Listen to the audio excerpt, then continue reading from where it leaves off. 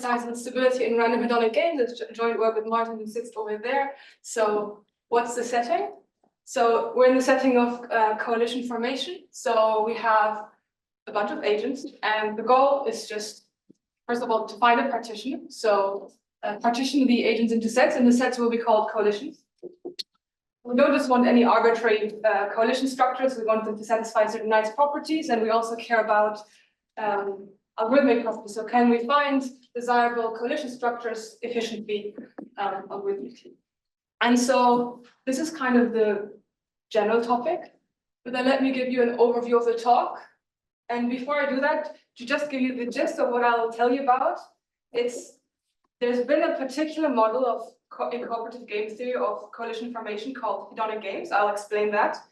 But the literature around it has consisted mostly of negative impossibility results, which is quite frustrating. And so what we did is we kind of gave it this random spin, and we tried to see, can we recover something from that? And that's what I'll tell you about. And so I'll start by introducing the formal model of hedonic games and the notions of stability we'll care about for this talk, which will be 3 notions of single agent stability. I'll tell you about this literature, so that's consisted mostly of impossibilities. And then we'll tell you about what we've done. So we've introduced this random model that I'll explain and have 2 main theorems, main results. One is an impossibility about one of the stability notions, and the other is an efficient algorithm for the remaining 2. And then I'll conclude with some future directions.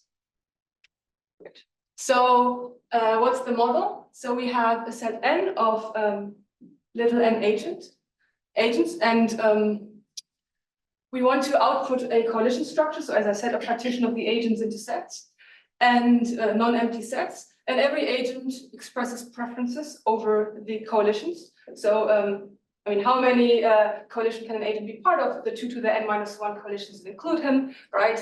And so this gets into some representation issues, which is why Bullinger and Jackson have introduced the model of additively separable hedonic games, which is just sort of the natural additive variation, where now you have every agent has a utility that's assigned to every agent, including itself, a rational number, which is its utility, and we assume by default that the utility of an agent for herself is just 0, meaning if she was in a single coalition, she will have 0 utility. And in general, the utility of an agent for a coalition she's assigned to will be just the sum over the utilities of the members of the coalition. So, right. And then an agent will prefer one coalition to the other if the sum of utilities of that coalition is higher than for the other coalition. So for example, here we have the hippo, the mouse, and the bear, which are in one coalition, and the owl and the penguin, right? And the arrows just indicate that, for example, the owl has utility -1 for the bear has utility 5 for the owl. If there's no arrows, that means utility 0. And you can see next to the agents are the utilities they have for their own coalitions right now. And so, for example, here, bear has utility -6, but you can see that they have utility 5 for owl and nothing for 0 for the penguin, so overall 5 for the other coalition. So naturally, they'd rather like to be in the other coalition. And so a Nash deviation is just a beneficial deviation for an agent to another coalition. So a deviation where they would benefit from performing it because they have a high utility for that coalition. And then we say that a whole coalition structure is Nash stable if there's no such Nash deviations, right? And there's weakenings of these notions where we allow for some Nash deviations under certain conditions. So we say a coalition structure is individually stable if every Nash deviation is blocked by an agent in the coalition you want to join. So I am an agent, right? I want to deviate, but someone in the other coalition says, no, you can't join. I veto because they have a negative utility. That will be the condition. So just one agent in the other coalition is enough to say, no, they can have negative utility and then you can't join. And so individual stability just means we allow some Nash deviations, but only those that are blocked by agents in the coalitions you want to join. And then in a similar spirit, there's contractual Nash stability, where you kind of assume that agents have formed a contract, they can't just arbitrarily leave. And so if you wanted to, like, some Nash deviations are okay, but you have to be blocked by an agent in your current coalition, in the coalition you're leaving. So some agent in the coalition you're in will have positive utility and will say, no, you can't leave. Right. So, such. Right. And so these are the three stability notions we consider. Are they clear? Great. And so this is the run and chase instance. So everyone knows Tom and Jerry, right? And the story is always like Tom wants to be with Jerry, close to Jerry. Jerry doesn't want to be close to Tom. And so, imagine Tom has positive utility Y, Jerry has a negative utility minus X. And clearly Jerry prefers to be, there's two coalition structures, singletons, right? And the grand coalition. So both of them in one coalition. And then Jerry prefers to be alone. Tom prefers to be in the grand coalition. And so there's no Nash stable coalition structure. So this is like a very trivial example. And it sort of suggests, Nash stability is really too demanding. It feels unreasonable. And actually, this is a very simple example, but for the other two notions I introduced, there's also examples that they don't generally exist. So they're not as simple as this, but there's examples that these notions unfortunately don't generally exist. And it gets even sadder, like even the computational results have been usually negative. So for all of these three notions, deciding whether in a particular instance a stable coalition structure exists is NP-complete, right? There's some positive results. So if you consider symmetric utility, so for every agent A, their utility for agent B is the same as B has for A. And in that case, Nash stable partitions always exist, but unfortunately still they're PLS complete to compute, so still hardness in terms of computation. And then in the case that you have two types of values, so the positive value Y and the negative value minus X, then individually stable coalitions and also contraction Nash stable coalitions exist. And they can be found in polynomial time just by running kind of the natural dynamics where you deviate if you increase utility. Right. So now let's get to what we did. So we looked at the following question. So, okay, so all of this is kind of bad news. Unfortunately, these notions don't exist. It's hard to decide if you can partition agents in these stable ways. And so what about if you have many agents? Can we say that these structures should typically exist, right? What about random games? And so the model we consider is this. So it has two parameters, which is n, the number of agents, and d, the distribution over utility, so over reals. And every agent samples for every other agent. IID, a utility from this distribution, right? And then the kind of questions we study in this work is as n tends to infinity, so in the large agent limit, as we have many, many agents, what can we say about the probability that a stable coalition structure exists? So here it says some property, but we care about three properties, right? So does a Nash stable coalition structure exist? Does an individually stable coalition structure exist? And does a contractually Nash stable coalition structure exist with high probability or with probably 1 or whatever, or 0 or something in between in the large agent limit? Is the model clear? Okay. So just some trivial observations to start with. So you could just look at some kind of degenerate collisions and see what happens there. So two degenerate collisions are like the grand coalition, because if we have many, many agents, that's not a very useful coalition to consider, or kind of the singletons, because then you have a huge number of coalitions. And what's even the point of coalitions if everyone is on their own? But you can say something there. So for example, if the distribution has positive mean, then the grand coalition will just be Nash stable just by sort of standard concentration bounds.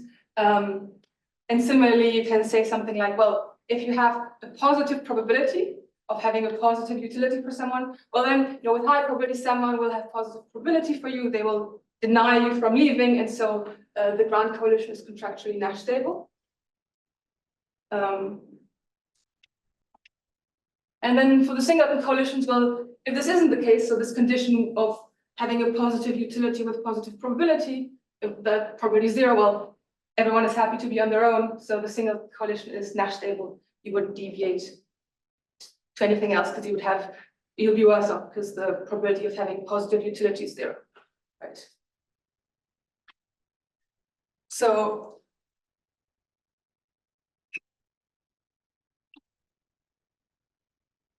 what is our result? So our first result is an impossibility for Nash stability. What does that mean? So we consider the distribution, which is the symmetric uniform distribution. So particular support -1,1 is not that important. It's just symmetric and uniform. And then we show that the probability that an instance sampled from our random hedonic game admits a Nash stable partition. So that any partition is Nash stable, that probability tends to 0 as n tends to infinity, right? So this is our first main result, and I would really like to tell you about the proof. I think it's really cool, but I don't think I even have time for the sketch. But it's kind of like, yeah, it boils down to this sort of sophisticated counting argument. So I think that's all I say about that, because now the other result is positive. Namely, we have an efficient algorithm for the other two stability notions, so individual stability and contractual Nash stability. So this is the result, right? So it satisfies both of them at the same time.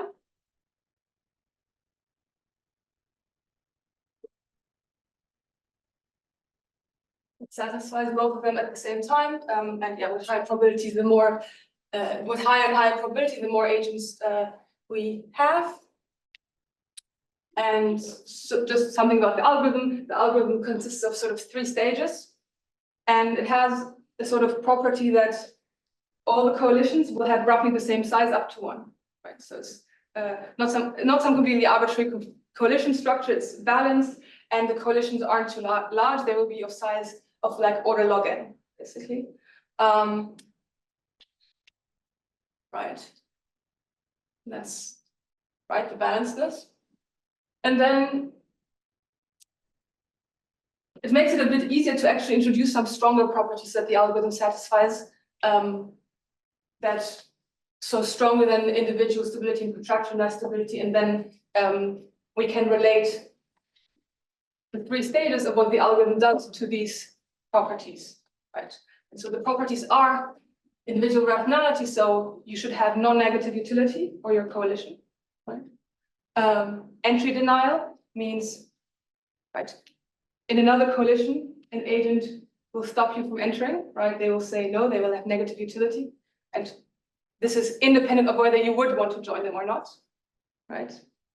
And then exit denial means an agent is denied from right, leaving her coalition, whether they want to leave or not. Okay, so you can see that exit denial is stronger than contractual Nash stability, and entry denial and individual rationality is stronger than individual stability.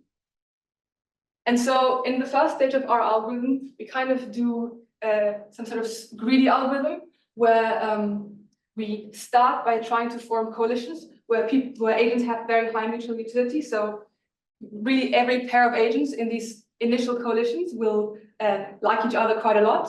And it's just a greedy algorithm. So we just pick the first agent, then we consider the next agent and ask, does this agent have utility at least 1/2 for the green agent? If yes, great. Vice versa, then we can add them. And we will look again at the next agent and compare to every agent in the current coalition. And they have to have pairwise at least a 1/2 utility mutually every pair, then we can add them, otherwise we will reject them, right? So here what happened was that was less than a 1/2, so you reject. And then finally, this agent will be added because they satisfy the condition. And so we keep, eventually we can't add any agent, and then we will be done with that coalition, and then we will start creating a new coalition, right? So it's just a kind of natural greedy algorithm. And in particular, what we also do is, because we want all of our coalitions to be of the same size, we stop at a certain fixed size, which will be this seal of log 16 n over 2. But the result about the stage 1 is that with high probability, all but at most n over log squared n agents will be assigned to certain sizes of coalitions. And so this stage 1 gives you individual rationality. Obviously, everyone has quite high utility for their coalition, but the problem is it fails entry denial. So for some reason, these coalitions are not large enough to be able to always have someone within them that rejects every other agent. And in fact, even looking at like probabilistic combinatorics results, where you look at what is the maximum clique that you could get with high probability. If you look at tight bounds from probabilistic combinatorics, those sizes of cliques would not be enough as well for us, which really means that there's quite strong condition where everyone likes each other above a certain threshold is too strong to get the kind of size of coalition we want.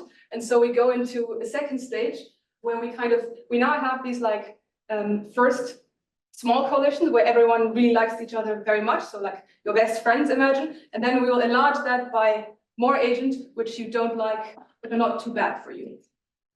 So in the second stage, we kind of try to do exactly that. So we merge these very high quality coalitions with other coalitions that are not too bad. So imagine like friends and then acquaintances around you, right? And so the exact numbers don't matter, but at the end of this, with high probability, agents will now, most agents, apart from little o of n over log squared n, will be assigned to coalitions that are larger and now are large enough to make sure that this entry denial is satisfied. So we have now had like the stage 1 and stage 2. So first clustering and then merging. And then we still have leftover agents, so we have to say something about them. And so basically, in the last stage, we just need to make sure that they can be assigned to coalitions that they have positive utility for, and we still want to satisfy the second property of exit denial. And in particular, individual rationality is guaranteed through stages 1, right? Everyone gets their best friends. Apart from a few people who we have to deal with in stage 3, entry denial is taken care of in stage 2, and then exit denial in stage 2 and 3. So yeah, in summary, like we introduced this model of random hedonic games, and then we did a high probability analysis for 3 notions of single agent deviations in the large agent limit, and we showed that even in this random setting, Nash stability still fails to exist. But we found an efficient algorithm for individual stability and contractual Nash stability. And some interesting future directions. So I think there's quite like simple ways to. Okay, sure. That's it. Yeah. Sorry. Anyone has any questions? You can set up the slides. Yeah. What are the interesting future directions? Yeah, please. Good question. So I think, so we did this like symmetric uniform distribution. I think you obviously want more general distributions.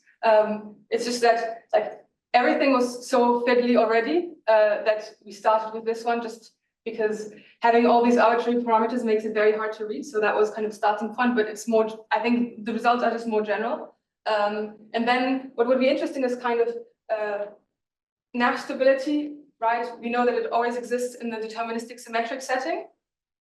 And we showed that the symmetric uniform distribution, it has probability 0 of, we have probability 0 of getting Nash stability. And so what if you introduce some positive correlation, like moving between these 2 settings, you'll be likely moving between probability 0 and 1, and kind of having a model, I guess, with positive correlation would be interesting. And I think also trying to simultaneously achieve some other objective like just social welfare in total.